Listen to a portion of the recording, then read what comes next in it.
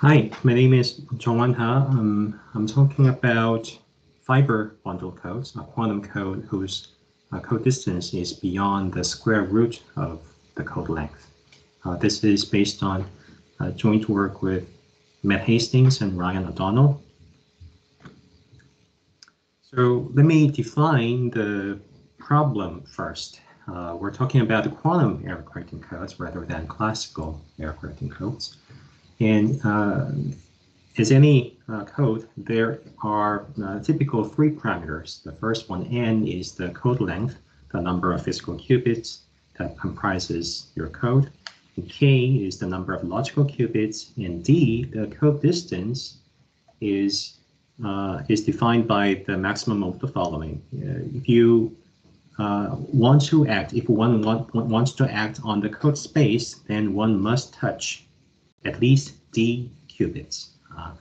Maximum d is such that this statement is true is called the code distance. Of course, we want to have as large as possible k and d, and that's our object of interest. There are a few kinds of codes, not too many, but not a single definitions of code. But here in this talk, we are only going to consider Pauli stabilizer code. And they are defined by a set of checks, typically called stabilizers. And they are required to be mutually commuting tensor products of Pauli matrices. They generate so-called stabilizer group, usually denoted by S. And in this setting, the code distance is defined to be the minimum of the following. You choose a P that is commuting with all the stabilizers. That's what this perp means. So they are called logical operators, but you exclude those that are already in the stabilizer group because those in the stabilizer group by definition acts trivially on the code space. So you consider all possible transformations on the code space by a Pauli operator, and you take the weight of that Pauli operator, and you consider the minimum of that. So the main question that we want to study is that if the checks are of constant weight, so the stabilizer group is generated by a certain set of checks, each of which is a Pauli operator. And we impose that the weight of that Pauli operator is constant. It should act only on a constant number of qubits at a time. Then what is the largest possible code distance that is achievable? We also impose a condition that each qubit participates in a constant number of checks. So if you consider the tenor graph where the left edges are, left nodes are the qubits and the right nodes are the checks, then this bipartite graph should be of a constant degree. Not regular, it can be irregular, but we demand that it is constant degree. Classically, this problem is almost solved. I mean, at least completely solved in the asymptotic sense, and people care about constants here. So if you give me n bits, then I can encode a linear number of logical bits in there, and the minimum distance between any two code words is proportional to the code length. And having such an instance is pretty easy. You just chose a random code. For a record, I would like to mention that there is a quantum code called subsystem code. And Bacon and Flamia, Hara, and Shi, back in a few years ago, they have constructed a subsystem code of code distance almost linear in the code length. Here, the subsystem code is different from our Pauli stabilizer code in that the defining operators are not required to commuting. They can have non-commuting set of checks. You may wonder then, how could you measure non-commuting operators? And what happens here in the subsystem code is that you only measure the center of the group generated by the checks, and you ask you find the code distance in that setting. We do not consider that in this work. We only consider mutually commuting ones, mutually commuting check operators. So let me briefly tell you a little bit of history of the Pauli stabilizer LDPC code over time. Most important example has appeared in the late 90s or mid 90s by Kitaev, whose code distance is square root of the code length. And a few years later, Michael Friedman, David Meyer, and Van Luo improved this square root by a polylog vector, a small log vector. And this record has been at the throne for a while. And here comes the year 2020, and Ivra, Kaufman, and Seymour improved the polylog vector a little bit. And this was the only improvement in a while. And then shortly after, Kaufman and Tesler improved the exponent of the log vector for arbitrary exponent. And this is our paper that goes first beyond the square root and improves the exponent from 0.5 to 0.6. And this is what this talk is about. And a few months later, Panteliev and Kalashev has achieved almost linear codistance. This is, to my knowledge, is the best codistance. And Broikman and Eberhard de-randomized our construction and removed all the log vectors, and they come up with the explicit construction. So let's focus on, of course, our work. In this talk, the goal is that we want to give you some intuition behind the construction, not the math, just the intuition.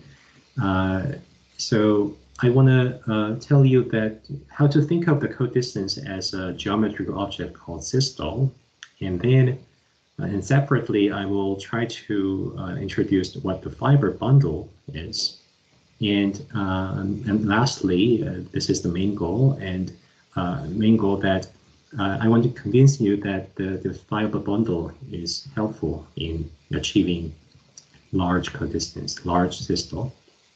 So let's start with the geometric picture.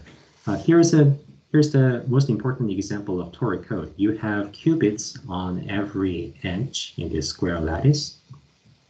You can put a periodic boundary condition along the vertical and horizontal direction. So this grid is a cellulation of a torus, and there is a one qubit on each edge. And we define the Z stabilizers, Z checks, to be the product of four Pauli Z operator around a plaquette, as shown in here, 1, 2, 3, 4. And whenever, and the product of those can form a loop. Whenever you have a loop on your square grid, then there is a corresponding check operator. In this particular example, is a product of check operator here, here, and there. And similarly, you define a X-type stabilizer along this dual loop. There's a blue line going around the dual lattice, and you define any X stabilizer along a small dual loop. Now, what is the logical operator here? Any loop qualifies as a logical operator. Now the question is whether they are a stabilizer or not. Any loop that can be drawn in this fashion by multiplying plaquettes together, they are always stabilizer. So the only remaining option is that any loop that goes around the whole torus, that's not going to be a boundary of a plaquette. So that's going to be our logical operator. There's a horizontal loop and there's a dual loop, and they correspond to Z logical operators. And if you draw a dual loop like this, then X operator along that dual loop corresponds to the X logical operator. Now, systole is a geometric term, and it refers to the shortest non-boundary loop. By non-boundary, I mean the loop. It is a closed path, but it is not expressed by a boundary of some two cells or dual two cells. And this is a really geometric notion. Here we have a graph distance metric, so the geometry is well defined. And the systole is the shortest non-boundary, typically called as a homology loop, homology cycle. But let me use more, perhaps more friendly wording, non-boundary. Although I explained it in terms of pictures, everything can be transcribed in a linear algebra language, and the relevant algebraic object is the chain complex. But let's stick with the geometric picture. So, and then next, what is a fiber bundle? A fiber bundle is a notion in topology or in geometry. And here's this is the only mental picture I have for fiber bundles, in fact. So here I'm showing you a Möbius band. Möbius band, if you look at locally, like here, then there's a core line that goes around the band, and there's a vertical direction. In this case, a line segment. So if you zoom in this Möbius band, then locally everything looks like just a band. And you cannot distinguish Möbius band from untwisted band by looking locally. But it is not a product of a circle and a line segment, because Möbius band is not a untwisted band. There is a global information that is important here. So fiber bundle is an abstract notion that captures this. There is two spaces given to form a fiber bundle. One is called a fiber, and the other is called base. In this Möbius band, fiber is my line segment, and the base is my core circle that goes around the band. And we demand that locally it must look like a product, as shown in here, but it doesn't have to be so globally. On the right-hand side, there's another picture. I drew a torus, but the cell relation is interesting. There's a core circle that underlies the whole torus that goes around this, and if I cut it out, a small section in that base circle, there's a corresponding circle that is attached to that, over that line, a small section of the base circle. But in the cell relation, I twisted the circles over the base circle a little bit, so that if I follow a line that is parallel to the base circle, and if I make a full circle, then I end up in a different position. The fiber circles are rotated slightly.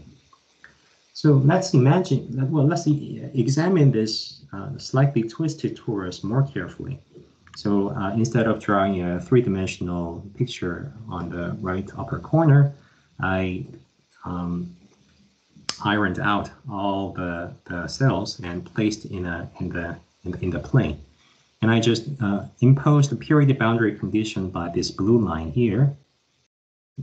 This edge is going to be identified with that one.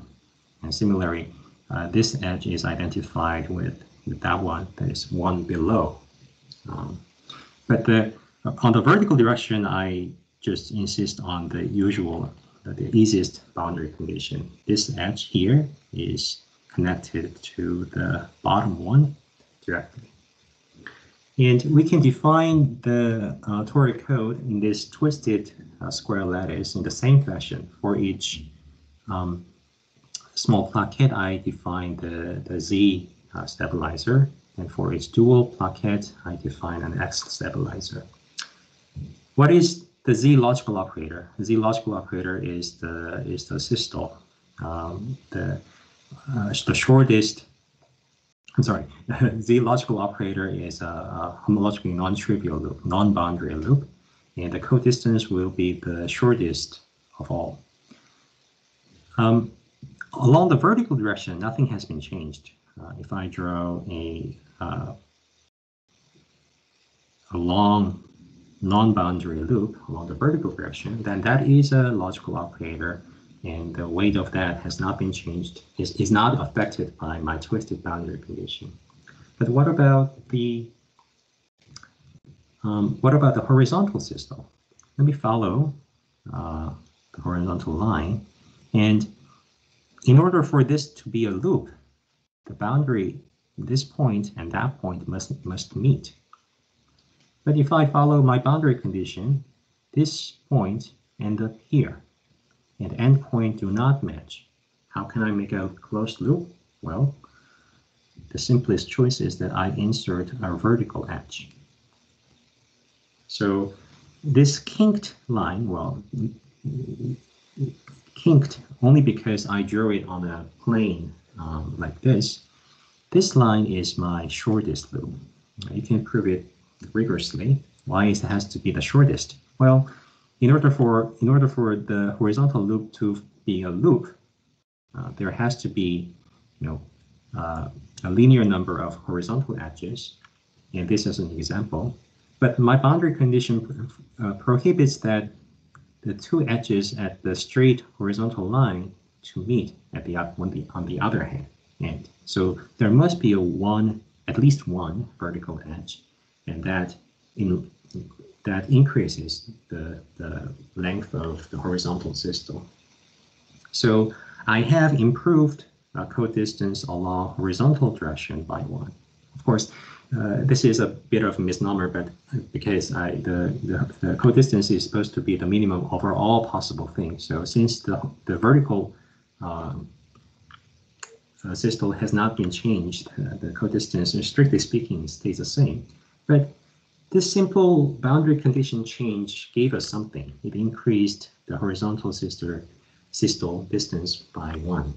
So how can we make use of this? And this is our intuition. So our fiber bundle code is constructed in this way, intuitively.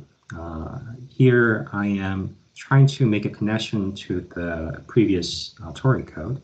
So Tori code is a locally, the torus is locally a product of the line, the base. This is base circle, and this is fiber circle. Locally, it is product of base circle and fiber circle. So, well, in the torus, we do not have a global twist. So this is the number 1, picturing number 1 is genuine picture of a torus. And there is a horizontal edge and a vertical edge. We could twist, like as shown in 2. The base circle stays the same, but the fiber is attached in such a way that it shifts a little bit as we move along the base circle. Let me redraw the picture in 2 as in 3. I did nothing. I just moved the edges to the right-hand side and then left the points on the left-hand side to make it look like a tanagraph.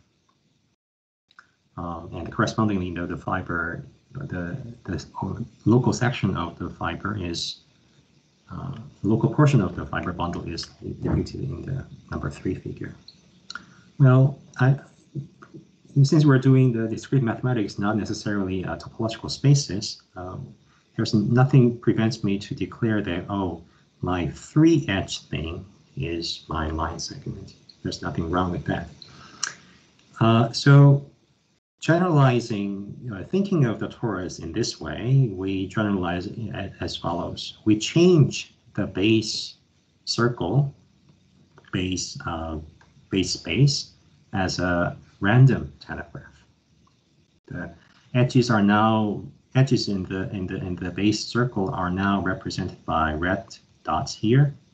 That will correspond to in the classical world as bit nodes, and the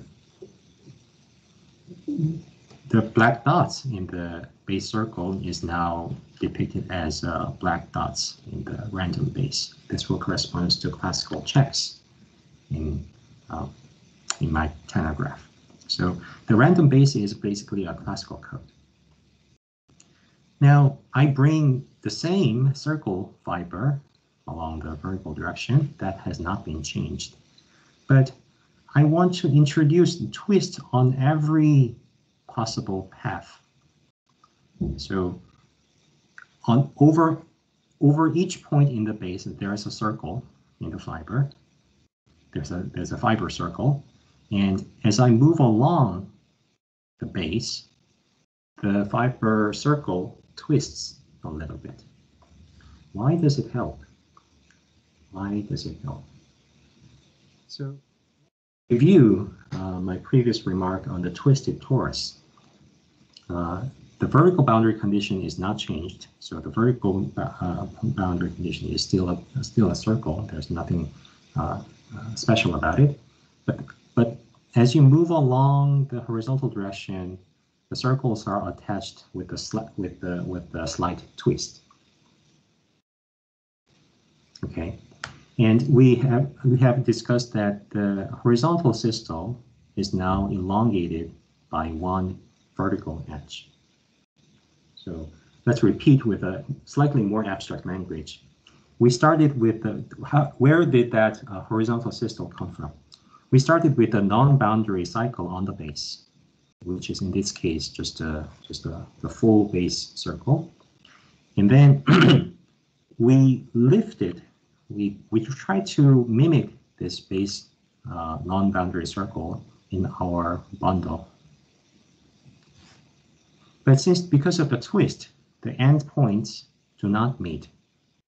But the endpoints were meeting in the base if we project it down. It's only because of our twist that in the bundle, the endpoints of the lifted cycle does not meet. So we need a vertical edge to close the boundary. And if we started with the random base, then we will need a lot of them. So let me try to, so suppose the solid red dots form my base cycle. Well, this is really a cycle because its boundary, it's here, it's there, it's here, there, there. Oh, I missed one more. And there. So on the check side, the boundary has all even numbers. So the boundary of these red dots, they are closed. But once lifted, lifting these base cycles to the fiber,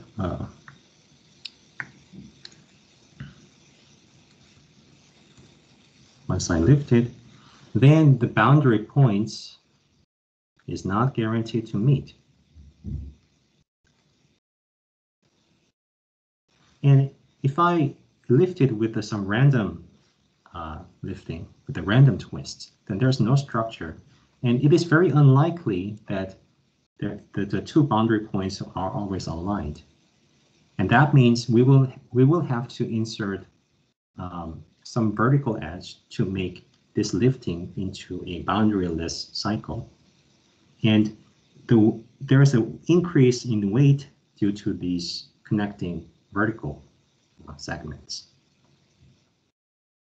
And that is the main reason. That's the intuitive reason why the distance can go beyond the square root n. So here's a crude estimates. As in the twisted toric code, the vertical direction is not changed. So the x distance stays as the same. The little n is the circumference of the fiber circle. And we take the codistance on the base is to be the order of little n as well. Now, without twist, the z distance, the horizontal systole, would be similar to, would be order just a small n, because that was the codistance of the base. But due to the random lifting and twists, there is a contribution from the vertical edges, and there are so many that it contributes to roughly square root n. Well, this is the lower bound that we show. The contributions from the vertical addition is a multiplicative factor that depends on n. That's important. This is only a lower bound, not a precise estimate. In fact, it's actually larger than this. But then, the product of these x and z distances is much larger than n squared, and n squared is our total number of qubits, the code length. And well, up to this point, code distance is no beyond square root n, because the x distance is still n. But there's a separate technique called the distance balancing. Basically, you add another extra dimension to this code in this geometrical picture of the code, so that by slightly increasing the code length, you increase the x distance accordingly, but you retain the z distance at the same time. So in the end, what you get is a code distance that goes beyond square root n, and the exponent is basically determined by this product. So that is my that is the end of the talk. I hope you have developed some intuition about the fiber bundle code. Yeah, just to recap, the systoles, well, the non-boundary cycles of the fiber bundle comes from the lift of the base, but due to the random lifting, you need to introduce a lot of vertical edges to make the boundary vanishing. Thanks for listening, and I hope to take your questions at the Q&A session. Thank you.